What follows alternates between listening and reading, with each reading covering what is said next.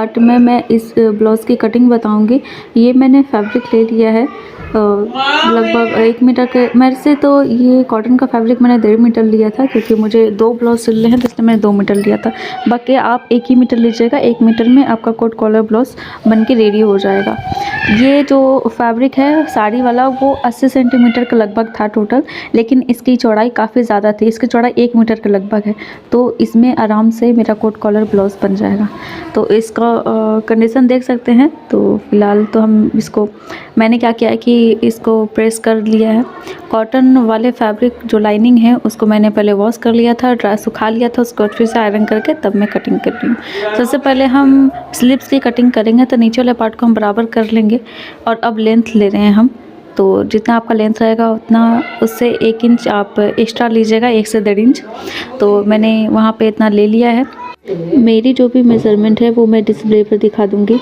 उसके बाद हम यहाँ से 3 इंच का लगभग निशान लगाएंगे, और यहाँ से जितना चौड़ाई था उसका हम बीच करके हाफ निकालेंगे और कर्व शेप दे देंगे। ये मेरा स्लीव का शेप्स आ गया है। अब हम नीचे स्लीव्स का जो बॉटम राउंड होता है वो लेंगे, उसका हाफ कर लेंगे और उसमें 2 इंच एक्स्ट्रा कर लेंगे। तो टोटल आपका जितना आएगा वो लगा लीजिएगा।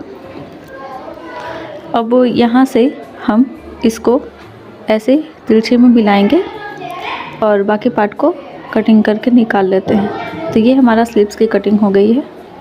इसमें एक ट्विस्ट है जो आपको लास्ट में पता चलेगा, तो वीडियो लास्ट तक ज़रूर देखिएगा, क्योंकि मेरा यहाँ पर फैब्रिक कम पड़ जा रहा था, मेन फैब्रिक, तो उसको मैंने कैसे मैनेज किया है वो भी मैंने बताया है। अब मैं फ्रंट और बैक पार्ट की कटिंग करूँगी एक साथ। तो ये मैंने कपड़े को फोल्ड कर लिया है, और बैक पार्ट के लिए मैंने 15.5 ली है लंबाई, और फ्रंट पार्ट के लिए उसमें 3 इंच एक्स्ट्रा मैंने ली है।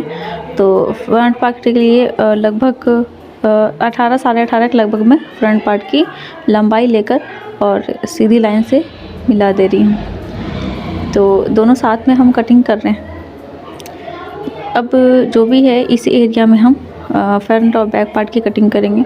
सबसे पहले शोल्डर लेंगे 7 इंच के लगभग, और पूरे में टिक लगा के फिर लाइन ड्रॉ करेंगे। अब हम 7 इंच के लगभग आर्म होल भी ले रहे हैं, यानी शोल्डर और आर्म होल दोनों हम सेम ले रहे हैं। बॉक्स बना लेंगे। अब हम गले की चौड़ाई 3 इंच के लगभग ले रहे हैं। आर्म होल से हम शेप दे देंगे, फ्रेंच कर्व से हम आर्म होल का शेप दे देंगे। और अब हम बैक पार्ट की जो नेक होती है वो हम कर रहे हैं। तो 1 इंच के लगभग हम गहराई देते हुए फिर उसको बाद हम फ्रेंच कर्व से इसको कर्व कर देंगे। नेक की चौड़ाई मेरी 3 इंच है, याद रखिएगा। अब यहाँ पे टच पॉइंट के लिए मैं निशान लगा रही हूँ 4 इंच पे।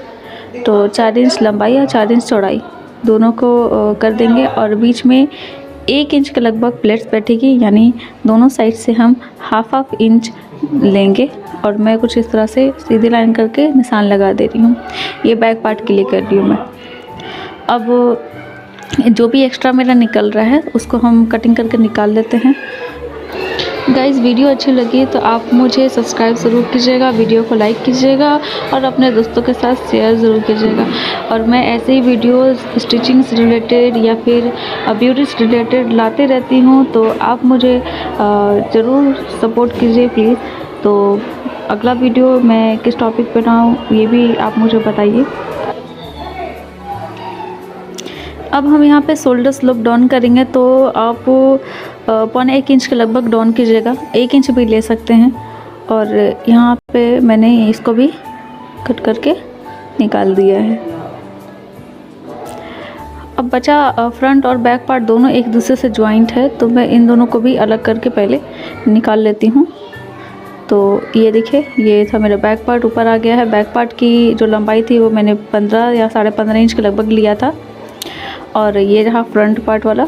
तो इसका हम पहले नेक लगाते हैं। तो 3 इंच पर मेरा नेक थी चौड़ाई, और हम इसकी लंबाई लगभग 3 इंच के लगभग इसकी लंबाई भी हम लेंगे, यानी टोटल बॉक्स बनाएंगे 3-3 इंच का लेके। अब हम यहाँ से गले का शेप देंगे, तो गले का शेप देने के लिए हल्का सा वी जैसा शेप दे रही हूँ, लेकिन स्ट्रेट वी मत रखिएगा, आप थोड़ा सा उसमें गोलाई दीजिएगा। तो मैं क्या कर रही हूँ कि बीच में ½ इंच के लगभग अंदर की साइड में डालकर फिर कर्व दे रही हूँ। ये देखिए, मैंने हल्का सा अंदर के साइड ½ इंच लगभग दबाया है। अब हम यहाँ से आर्म होल जो हमने निकाला था, तो वो बैक पार्ट के लिए था, इसलिए फ्रंट पार्ट के लिए ½ इंच और अंदर जाएगी, तो ½ इंच और एक्स्ट्रा हम मार्क करके पहले निकाल लेते हैं। अब हम बाकी की निशान लगाना स्टार्ट करते हैं। तो सबसे पहले हम यहाँ पे 4 इंच के लगभग मार्क करते हैं। उसके बाद ऊपर से 10 इंच पर हम टक्स पॉइंट को मार्क करेंगे। ये 32 साइज़ का ब्लाउज़ है, इसलिए मैं 10 इंच पर मार्क कर रही हूँ। और बाकी ये लंबाई मैं बता रही हूँ, लंबाई मेरा कितना था ब्लाउज़ का, तो ब्लाउज़ का जितना लंबाई था उसमें 1 इंच एक्स्ट्रा करके तब मैंने निशान लगाया है। बाकी नीचे जो है वो फोल्ड करने के लिए मैंने एक्स्ट्रा रखा है। सबसे पहले 3.5 इंच पर निशान लगाऊंगी, फिर 2 इंच पर निशान लगाऊंगी, और ऊपर आर्म होल के साइड में 1.25 इंच के लगभग। अब हम यहाँ से हल्के हाथ से कर्व दे रहे हैं, जो हमने निशान लगाया था उसी पर मिला देंगे। अब ये जो पार्ट है उसको मैं कटिंग कर दूँगी, लेकिन उससे पहले हम जो मेन फैब्रिक है उसको दिखा लेते हैं। तो मेन फैब्रिक को भी मैंने प्रेस कर लिया है, और सबसे पहले तो इसका हम ये जो बॉर्डर है उसको निकाल लेते हैं। ½ इंच मार्जिन रखते हुए निकालना है, और निकालने के बाद फिर इसी पर जितने भी अस्तर का पार्ट हमने कटिंग किया था उसको हम एट इज़ रख देंगे। ध्यान देना है ताकि मेरा पूरा फैब्रिक आ जाए, और फिर उसके बाद कटिंग कर देंगे। इसमें एक चीज़ आपको नज़र आ रही होगी कि जो स्लीव्स का लाइनिंग वाला पार्ट है कॉटन वाला, तो वो बड़ा है और मेन फैब्रिक घट रहा है, यानी छोटा हो रहा है। तो उसका भी मैं सॉल्यूशन बताऊंगी, लेकिन सिलते समय अभी नहीं।